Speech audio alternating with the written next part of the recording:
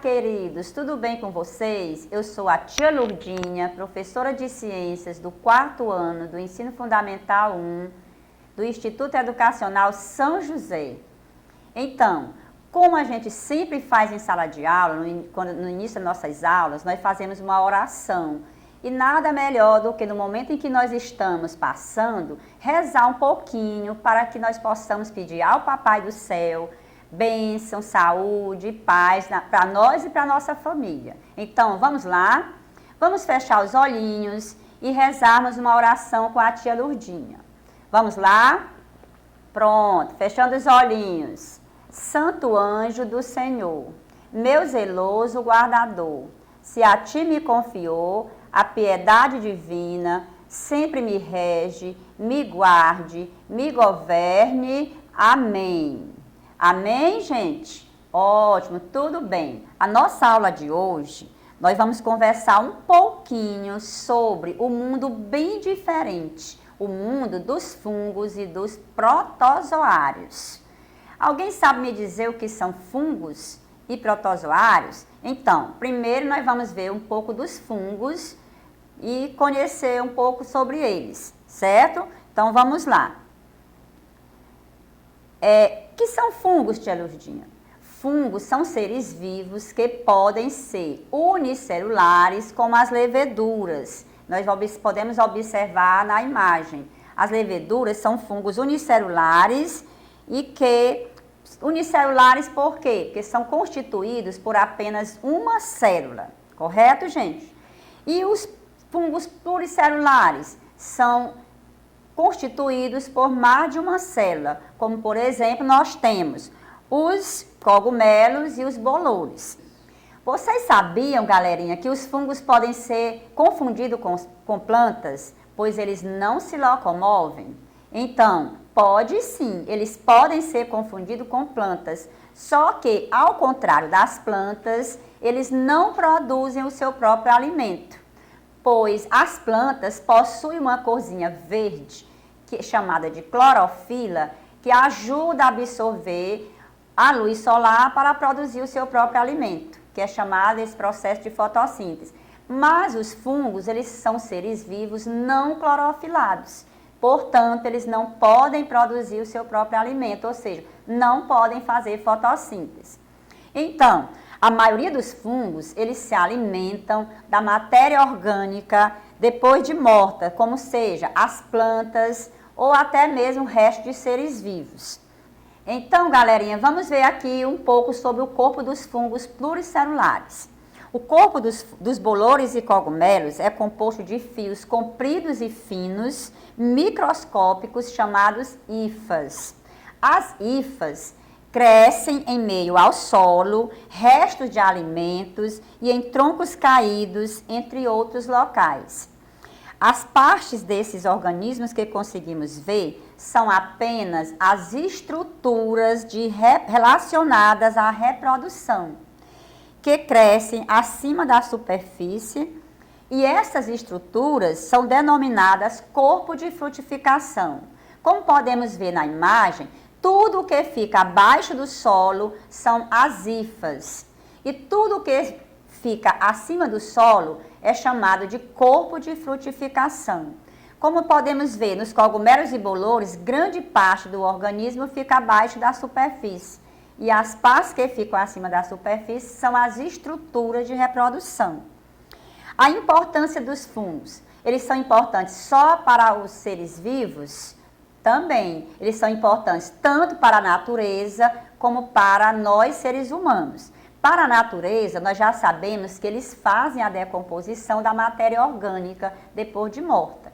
E para nós, seres humanos, existe uma grande quantidade de fungos que nós podemos utilizar na nossa alimentação. Como, por exemplo, o champignon é um fungo utilizado na culinária brasileira. As leveduras também podem ser importantes para nós. Como, professora, que elas são importantes? Elas são importantes na produção de fermento para a fabricação de pães, bolos, bebidas alcoólicas, etanol. Este último utilizado como combustíveis em automóveis. Os cogumelos comestíveis são corpos frutíferos de várias espécies de fungos e pertencem aos macrofungos. E o que são macrofungos, tia Lourdinha? Como o próprio nome já diz, macro significa grande, maior. Então, macrofungos é uma espécie de fungo que podemos ver a olho nu. E eles podem surgir tanto sobre o solo como acima dele, onde podemos apanhá-los com a mão. Quero chamar a atenção de vocês, galerinha. Nem todas as espécies de cogumelos são comestíveis. Existem uns cogumelos que são venenosos e podem causar algum dano à nossa saúde. Então, para os seres humanos, qual a importância dos fungos? Eles são importantíssimos na nossa alimentação, como o champignon é um fungo muito utilizado na culinária brasileira. As leveduras são utilizadas como fermento na produção de pães, bebidas alcoólicas e etanol. Este último sendo usado como combustíveis em automóveis. Vocês sabiam também que existem alguns fungos que são muito utilizados na produção de antibióticos? Como mostra a imagem, né?